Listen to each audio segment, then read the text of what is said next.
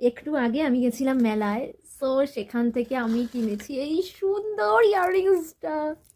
কি দারুণ! আমি কবে থেকে কিনবো কিনবো করে করে আমি ভাবছি, মানে আমি কোথাও খুঁজেই পাচ্ছি না। আমি পুরো বাজারে অর্ডার দিয়েছি, তাও আসেনি।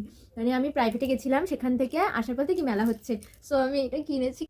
আমি আমার গোল্ডের ইয়াররিংগুলো খুলে দেন দেখি কেমন লাগবে পরলে।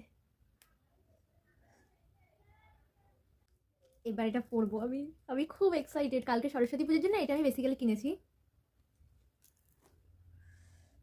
ওখানে ৩ রকমের ছিল। সো তার মধ্যে আমার এটাই মানে সবথেকে বেশি পছন্দ হয়েছে। তাই জন্য আমি এটাই নিয়ে এসেছি। আর সবাই বলছিল যে এটাই নাকি বেশি সুন্দর লাগছে।